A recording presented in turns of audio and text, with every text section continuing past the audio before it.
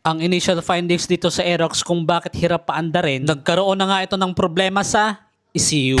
Ang history, ginamit tong motor na to ni Sir, tapos pinatay niya, tapos gagamitin niya ulit. Yung ini-start niya na, yun yung susian, tapos ini-start, lumabas yung error 12. So ngayon, dinala sa shop.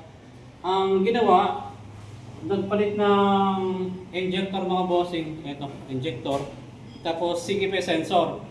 And then, ito rin mga boss, nag-long wire na rin sila dito. Ito, narekta na nila. Ayan, yung wire na yan. Papunta na yan ng ECU. Tapos, nagpalit din sila ng spark plug. Ang nangyari, umandar naman yung motor kaso namamatay. So, ang recommendation ng gumawa, magpalit ng ECU. So, dito mga boss, bago tayo magpalit, dapat ma-determine muna natin yung problema ng motor. Kung ECU ba talaga yung sira. Okay, so dito mga boss, dahil hindi nagre-react yung magneto kapag i-start yung motor, dito mga boss, so natin, wala talagang response yung motor, yung magneto kapag pinapush start. So natin, and so meron siyang error na 12. Ayan mga boss. So subukan natin i-push start. Kasi kung CKP sensor na to mga bossing, yung magneto, iikot dapat yan. Kung CKP sensor lang yung problema. Pero dito, walang response. Yung relay, wala. Sabay mo yung kapila.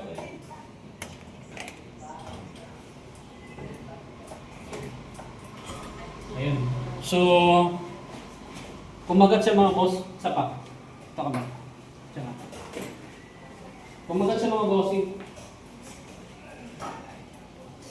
Sambahan. Although na tumutunog na yung relay, pakinggan nyo dito. Ilapit mo. Push start sabay, piga ng brake lever, tapos push start, tutunog yung relay dapat. Ayan, di ba?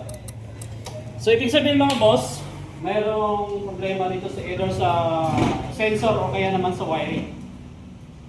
Ayun o. Tsambahan. Sambahan siya eh. O, sa tsambahan siya mga bossing. Pero hindi umaangat yung ano yan. Sa battery. Lalaro sa 13, 11, ganyan. Pero dito sa kanyang voltahe ng battery mga boss, Hindi umaangat. ayan o, 11.4 lang. So dapat umaangat ang mga bossing. Dapat na to. Okay, o dapat 14 na agad yan. So yan yung isa-solve natin mga boss.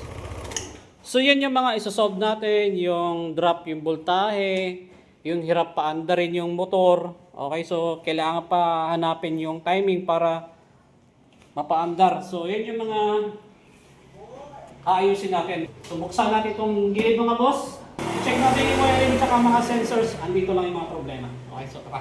Bago tayo magpalit ng ECU. So mga boss, yung una natin isa-solve dito, yung hindi nagda-charge yung battery, ano? Nasa pumapako lang ng 11. Pero normal yung idle niya mga boss. Walang problema sa IEC. So may mga boss, dito sa ating ECU, ito yung output, okay?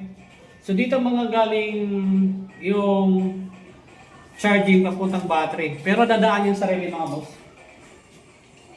Ngayon, para malaman natin kung may problema itong wire na to, galing dito, papuntang relay, gagamitan natin yan ng multimeter. So doon natin malalaman kung may problema yung wire, galing dito, papuntang relay, papuntang battery. Okay, so check natin mga boss. Dito mga bossing, may dalawang relay tayong makikita. Yung charging relay at the same time starter, ito. Yung may makikita kayong wire na yellow na may lining na red. Ito yung charging relay at the same time starter ng Aerox tsaka NMAX. Okay, so ang gagawin natin mga boss, i-check natin itong yellow na may lining na red.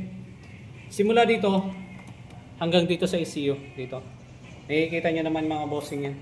So alisin muna natin itong relay. Okay. So dito sa relay mga boss, mamaya after natin ma-check yung wire na yan, kikis-kisin natin itong terminal na to. Mukhang marumi. Ayan o. Mukhang napaikutan ng dumi mga boss. Kikis-kisin natin ito mamaya. So check natin mga boss. Gamit yung multimeter. Tapos isiset natin sa continuity with resistance. Okay, so dapat pag walang putol yung wire, magkakaroon ng reading at the same time magbibip yung ating tester. Okay.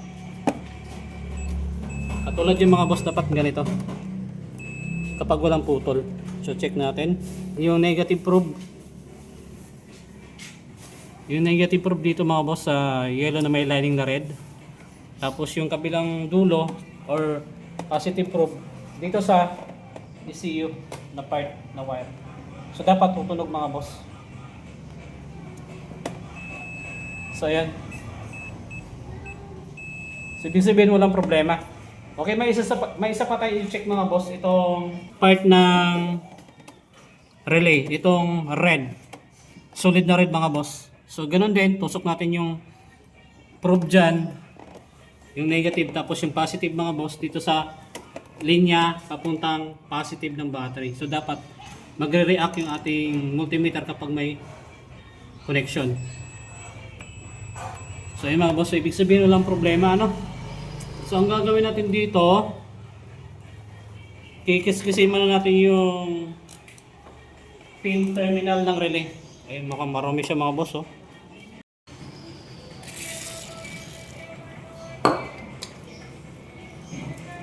Kapag hindi pa rin natin makuha yung tamang charging nito mga boss, possible sira tong relay na to. So may relay naman tayo dyan mga boss yung dala-dala. Try natin salpakan kapag hindi pa rin umubra yung ginawa natin.